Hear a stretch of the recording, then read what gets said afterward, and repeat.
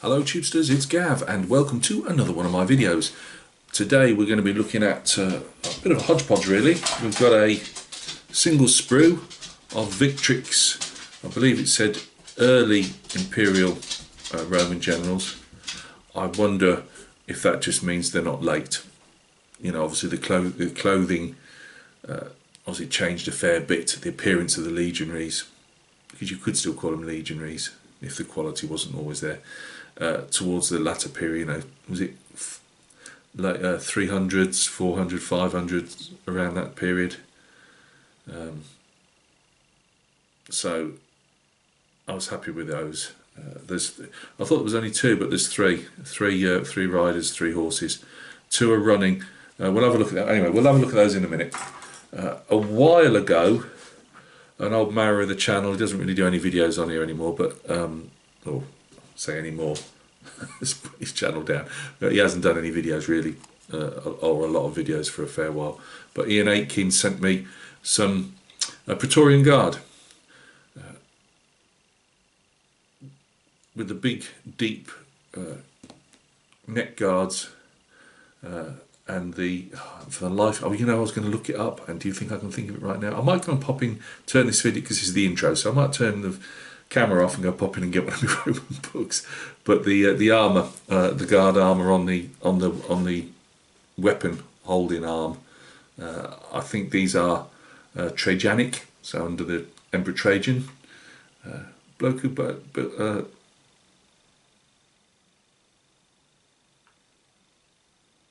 yeah, Trajan.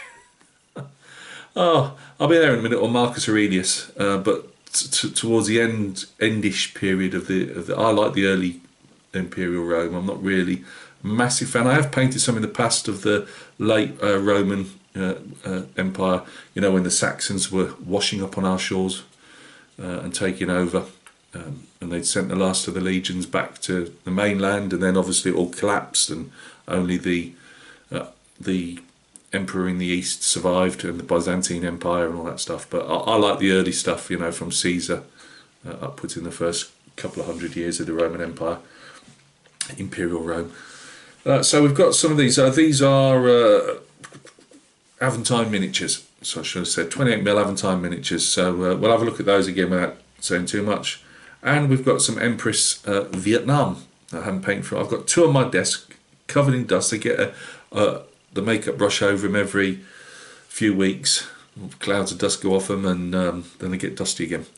I completely stuffed the uniforms are fine, but I completely stuffed for some reason the flesh up. Just wasn't happy with it, and the flesh needs redoing. And I just, again with my head, and also I wanted to put a few plants around them, but not tufts, if that makes sense. And I'd showed you I'd got an idea of making some out of silver foil, but it didn't look particularly great, so they've stood there waiting for Gav to get a flash of inspiration.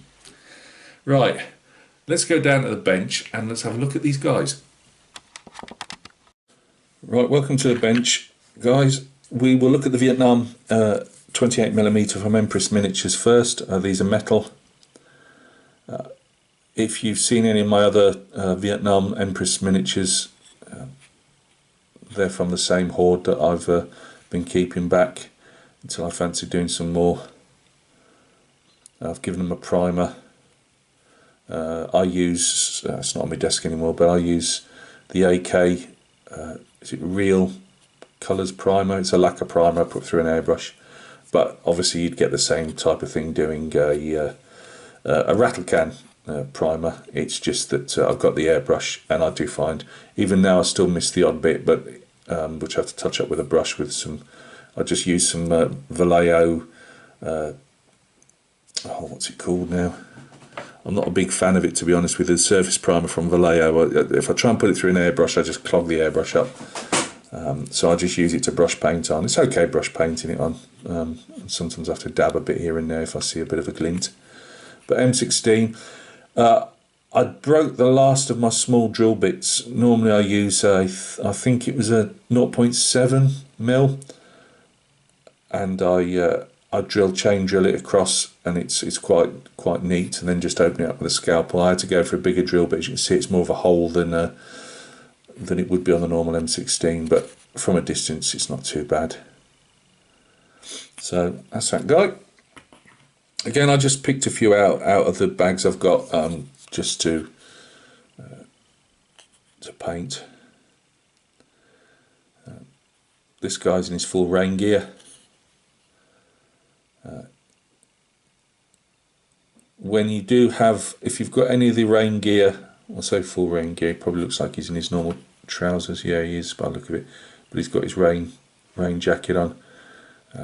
Obviously it wasn't fancy Gore-Tex in those days, it was just you know, one of those that made you sweat. So you know, apart from getting, alright, maybe not a wind chill in Vietnam, but you know, apart from stopping a wind chill, I never really thought they were much cop.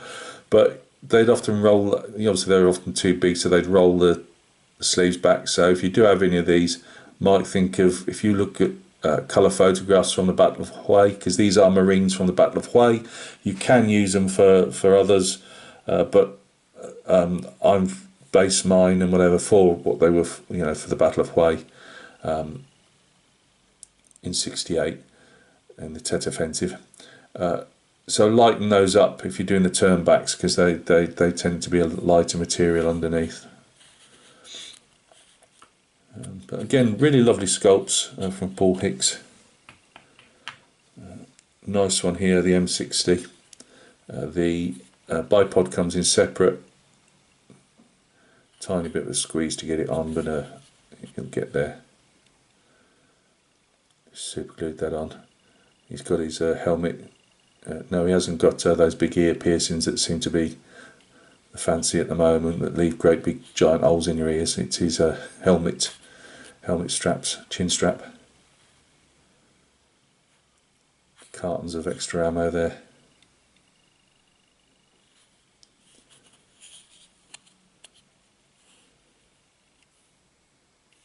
But I really like that sculpt. Again, they'll be in it, and he's got his rain jacket as well, folded up there. Because it was raining a lot in Hue, I really like putting them in a bit of, as I say, a bit of the type of, not too many bricks and stuff, but like that urban type of feel to it.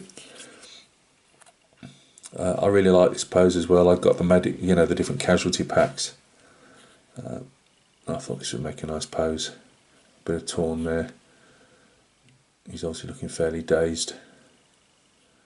We've got the medic here with his medic pack and his pistol there to defend the wounded.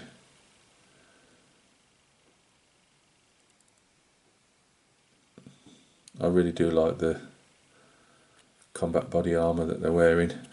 I think Paul's really done a nice job on that. So really, I'm probably going to do these guys as a one-off. You might just see a one-off quick flash video. I don't mean one of them bloody shorts that they keep trying to push us to do, but you know, just on this one subject, because I do like that. But yeah, and I've put a bit of milliput round, as I usually do, just nice and thin. It's just enough to help cover the base up. I'll usually sand PVA and sand it over, or whatever I decide to do with the base at the time. But if I do that now, I know I'm not going to start getting bits of clay all around, well, epoxy putty all around the guys. So that's why I do that with those. The ones I'm showing you now, the Praetorians, they're going to go on separate, well, probably on a larger base, which is why they've just been wood glued down. I just use PVA. Very occasionally, if the figure's too heavy, or if you flex the bottle top, it will crack off, and you want to peel them off and put another lot down. So it's not. It's the way I've gone to, because I used to use Post-it notes, as most of you know from the early days, those things that stick on the wall and you put your posters on or whatever. And they used to be great, but of course they've got cheaper and cheaper and thinner over the years, and they just don't hold the figures anymore. Hang on a second, let me just move the viewfinder slightly. So yeah, these are Aventine, all the same pose, I believe. As I say, I just got these in a pack. I think there was four of them in a pack. He's got his crest on. Even the legionaries in the early period of Rome, the helmets that they've got, a lot of them have got holes. I say got, that as in that they've got in museums that they've managed to find, that were obviously there to take a crest themselves, you know, if they were on parade or something. Obviously they've decided to show the Praetorians in full get-up. They reckon that the Praetorians that I've read in the Osprey book didn't often wear armour when in Rome, because they were the only guys that really should have been in Rome. They kept the legions away, just in case they... it makes me laugh, just in case they rose up and got rid of the emperor, whereas these guys changed the emperor as whoever could fill their pockets with money became the next emperor quite often. As I say, I can't remember the name. I haven't gone and got the book, obviously. I will remember it. I think it came from the campaigns against the Dacians, especially like Marcus Aurelius. The Dacians' swords were like great big sickle shapes, and what the Romans were finding was they could get round them and literally hack the arm off. So they started wearing, if they could, they'd wear protection on the arm, on the one arm. Obviously the other one is in the scutum, is it, the shield. Slightly bendy, I'll try and straighten those afterwards. I've left those. I did think of, did I go and try and start drilling out and adding bits of rod in and that, and I just, it's not worth the you know, if I really want to convert something, fine, but I'm happy with the way they are. But yeah, very nice. There's only, as far as I can see on this pack, because I've got, my mate Mick also sent me a bit, I'm not sure if it was a bit later or a bit earlier, I can't remember, but he also sent me a pack, because he knows I like the auxiliary Roman legions, because they were the ones that were often manning the forts. The main legions tended to stop in the in Britain, in the main legionary fortresses at Carlion down in South Wales, Diva, which is now Chester, and Ebicorum, which is now York. And they were the main three legions. We ended up with, once they obviously shipped some of the other legions out of Britain once they'd got most of Britain, and they kept the three in. And my favourite is always Valeria Victrix, the 20th Legion. I don't know, I just adopted that one. Whose insignia is a boar. I'm just waffling really. The armour here is called Lorica Segmentata. I'm just trying to pick things out of the area, and you watch now, there'll be people that know a lot more than me. Oh, okay, have you got that wrong? You got this wrong. And it's thin plates with little clasps on. They found a lot of it up in, there's a Roman fortress up on near Hadrian's Wall called Vindolanda, which if you ever go on, put Vindolanda tablets, and in the Roman refuge tip there's loads and loads of these birchwood tablets, and it's there's literally there's wives of centurions writing to other wives saying, come to my birthday party on such and such, and there's different saying, you know, help me out with this debt. And it's really interesting. If you got, most of the tablets tend to be online, so you really are listening to the people of the time. As the empire went on, they got these these neck pieces became deeper and deeper. There's more reinforcing struts to the helmet, and also something, and also a bit more decorative as well, with like the eyebrow pieces and the cheek pieces got more decoration.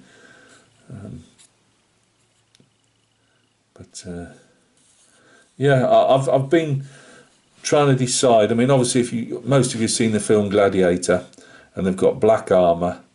Well, there's no historical that I'm aware of, any historical precedent for or not precedent, but I don't know if they've ever really found any black armour. I know over a couple of thousand years, if it still remained black is questionable, but and I've seen one of the, I think it's a German reenactment group that do Praetorians, and they have like a blued armour. If you think of like a blued rifle, we used to call it bluing in the army, just to keep the rust off the weapons, and that comes out more very dark, bluey black. But they do their armour like that, and you often see scraps between people on forums saying it never existed, and why, you know the type of thing on forums. Not that I'm a member of any. I just sometimes dip in if I need to learn something. But I almost decided I was going to do it like because I'm not doing a full unit or anything. I was going to do them like out the film Gladiator, and I thought nah. So then there's the argument, and it's a perpetual as a Roman Empire. It'll get solved one day when miraculously, maybe out of some glacier or some desert, they'll find a full either a full set of clothes, or they'll find find some record of a cohort in a legion saying, right, you will all wear red or white or whatever. So there's always a big kerfuffle over. Underneath here is his tunic. This bit here is like leather, and it tends to be the Praetorians, if they're going to wear it, they've shown it like that because they get paid more, and obviously they're the most classic. They're the Emperor's bodyguard, whereas your normal legionary will have his tunic, and then they have like a soldier's belt, they call it, which is strips of leather. Some people say it was there to protect the groin area, and all it is strips of leather with some little studs on, ornamentals, and a lot of other people said, oh, it's just ornamental, show you're a soldier. I think they would have gathered that though with the helmet and the stuff, the pilum here. Oh, the pilum, I'm saying all this because there's a lot of guys that follow me that aren't into military history, so I'm not trying to be a big head. It's just there's a lot of guys that do follow me that aren't particularly into what they're not going to go and pick up a book on the Roman legionaries up, but they don't mind learning a bit along the way. So this is a pilum, and it's a bit like a javelin, and it can be weighted, heavier. It's got a standard like wooden piece, on which they say is more for weight, but they could even weight them heavier, depending on how far they want to throw them and at the angles and stuff. But it's made of soft steel, and the idea is it sticks into an enemy's shield, and that shield becomes useless because it bends over and they can't do anything with it. So it's not really supposed to be a stabbing implement as such. I mean, obviously, of course, it can do some damage if he decides to. It's like the sword that they wear, the gladius. The sword is a stabbing sword. It's not really a hacking sword. It's meant to be plunged forward into the enemy's guts, type of thing, from behind the big shield. Now these guys have got oval shields, and I think I looked it up on Aventine because I was trying to find the pack number and other Praetorians, and they have given them oval shields. And I'm not sure if in Gladiator they gave them oval shields or not. And again, there'll be some talk of did they have ovals or not. Well, Ian sent me these. I didn't pick them one way or the other. But we'll have a look at the shield. He sent me the shield decals for them as well. So yeah, that's about it really. Quick intro into Roman Empire. Oh, that was it. Colours. Yeah, see, I'm derailing my own thought train again, as usual. Colours, yeah. I mean, they're always shown in red. And people say, oh, well, red is a martial colour. It's the colour of the god Mars in Rome. So they would have red, as it's a military type thing. It's also a colour that can be replicated in ancient times fairly simply, even if it does fade. It probably faded a lot, I would imagine, a bit like the British Army's red coats, going to that like bricky red or a pinky red, I would imagine. But a lot of people now saying, oh, it's white. They wore white. They would have got the cheapest cloth for the blokes possible, undyed white linen. So yeah, I'm undecided. It'll be either white or red. I mean, these are Praetorians, because one of the arguments I've got from one of the books said, why would they wear white? Because when they've got armour on, it'll mark it. The armour gets oiled, keep the rust off it. But there will be bits of rust on the inside in the clasps, because they often say that although it's quite Roman armour was fairly shiny, they left it fire blackened on the inside, so as it came out the furnace. to help keep the rust at bay. Again, I'm not trying to be an expert on this. I'll be shot down by a load of people. Oh no, it wasn't Gavin. You know, I'm not out for an argument. I'm just saying what I've read. That's all. You know, it's I'm not coming down on one side of the argument or another. I just enjoy, you know, I just enjoy learning things. So there we go. So as I say, I would say he's like, again, you can disagree. I don't know. Probably mid early Rome, if that makes sense. You know, 200s, maybe a bit early 180s, 150s. I don't know, something like that. AD. Or after CE now, isn't it? Oh, it's all changed over now. Common Era or whatever. But yeah, there you go.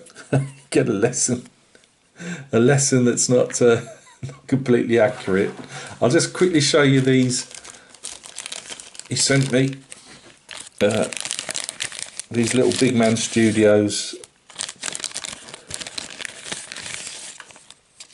I always struggle with these a bit.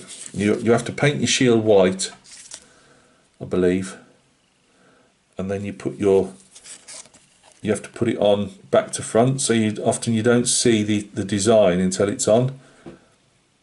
And I struggle sometimes because if you're not careful, it comes off centre, and that. I would have much preferred a water slide decal. Yeah, it probably wouldn't be as strong, but at least a water slide one, you can see where it's going. So we've got those, but these are, it says Imperial Roman Praetorian Shield Designs, Aventine Miniatures.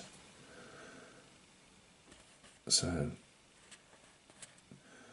I thought they looked quite good. So that's what we shall be using.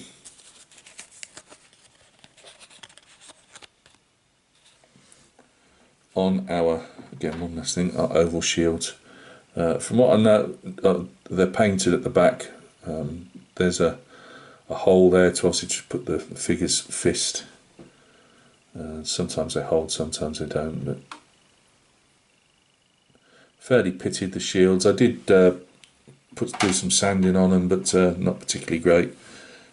But I thought, well, with these are thick transfers rather than you know, than stuff that can be just water slid on, so I think that'll hide the pitting. Right, I know this isn't a great way of seeing them. It really isn't, is it? When the heads, people always like to see the faces, and they're always at the top. Hang on a second. Maybe I should have gone for the overhead camera. Never mind. Right, let's have a look. It'll be easier.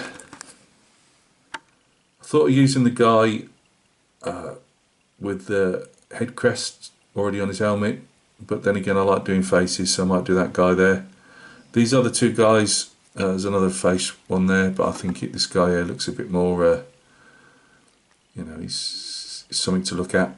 These guys can have, the two helmeted guys can have head crests put on those as helmet crests, I should say. We've got different cloaks there, saddle. Roman saddles are fairly oh, by the way, Rome are fairly easy. I was going to say, they're not too complicated. Romans didn't use stirrups, so you know, their feet flap around.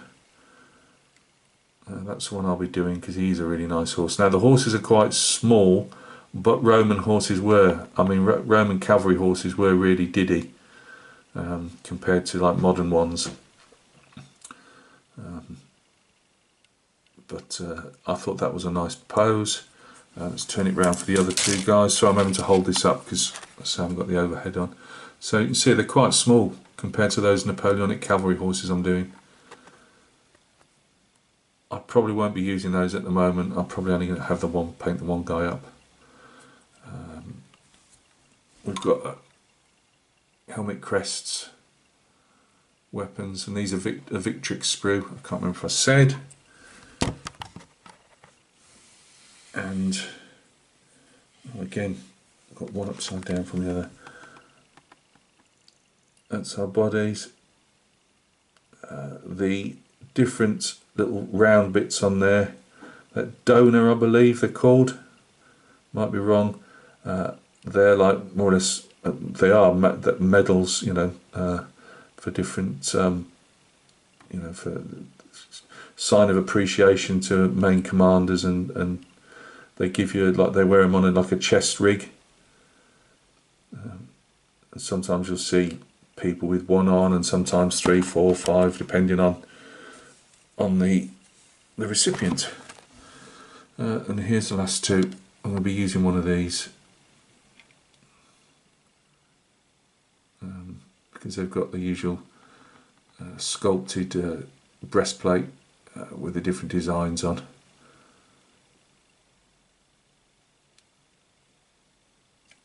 And you can have him in the short trousers as well. So there we go. That's what's on Gav's desk. Let's just hold one of these up so we can actually see what we. So we've got Roman guy and Vietnam guys.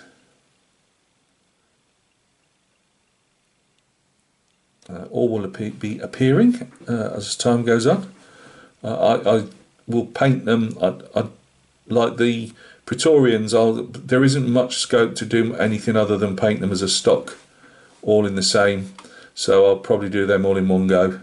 I'm just deciding whether I put these on single bases or do like a vignette with like these 4 in front of the Roman officer. I'm not saying he's an emperor or anything, just an officer. So yeah, thanks for stopping by and taking a look. As I say, these will get some paint on them at some stage over the next couple of 3 weeks. We've still got Napoleonic Hussars. I know you're all heartily sick of them by now. Strangely, I'm not. It's just taking me a while because I've just really slowed down. I'm just taking me time. I've got two more troopers. Still have to have all the glittery bits and the flesh tones on them, but they're more or less there. So we'll have a show and tell of them. I don't know whether it be towards the end of the week or into early next week. The epic British unit I've done, totally stuffed the colours up, not put them in the wrong place this time. I just put, it's hard to explain, I sometimes put foil in the middle of the colours, sometimes I don't. I did on this occasion. And for some strange reason, instead of putting one piece on, I went across both the open colour. So when I closed it, and I'd used quite thick, that I just happened to have in my drawer, quite thick foil, and it's like a jam sandwich or a cheese sandwich. Not Gav's finest hour, but they're going out like they're going on eBay like they are. I mean, I'm tightening them up, but they're not. You know, they're not. The colours aren't brilliant, but they are what they are. I've super glued them as well, so I'm not butchering them. So yeah, so we got those to show you as well. Hopefully I'll have a hot rod show. I don't know if it'll be this week because I've got to get some priming work done on that, but we are going forward with that. Took a few days or a few evenings off because I wanted to work on the USS Lexington. Hopefully at some stage I'll get at least one session in this week on the Lexington to bring her a bit more forward. I'm still waiting on paint on those. We've got if anybody can strike, they are doing. I can't particularly blame them, but it doesn't help. It doesn't help when my paint has disappeared into the ether. Lord knows when it's going to turn up. And I've got a couple of other bits and pieces stuck out there in postal land as well. So thanks a lot for stopping by and taking a look. Hope you're going to enjoy seeing some Praetorians coming up. Will be interesting to see. They're not going to be in black. As I say, I do. It's not fantasy or filmy. I know there are people that said they had some black out. I said, you know, do it how you want to do, but it's my figure, and I'm probably going to do them in red or white. We'll just decide when the time comes. And of course, my Vietnam figures, which will be done. I'll probably do the two casualty guys first, and then I will paint the other 3 as we go. So look after yourselves. Thank you very much for making all the videos. Thank you very much for pressing the like button and for putting the comments down. It's greatly appreciated. You're always in a struggle with YouTube. You know, YouTube will slice away subscribers and they don't tell you when other people have put videos up. I do apologise as well to the channel making community that I am putting comments down on. It's the problem I've got at the moment is the World Cup is on, and although I don't watch club football anymore, I do enjoy watching the Euros and the World Cup. And I'm obviously not watching it in the daytime, but I am catching up on a match most evenings, or what it's been in the group stages. So I usually paint for a good 4 or 5 hours into the early hours, and I've been watching football for a good couple of 2.5 hours or so. So that tends to have robbed me of more time to have people's videos on. So I apologise for that, but normal service will be resumed in due course. So thank you very much, take care of yourselves, and we'll catch each other soon on another video.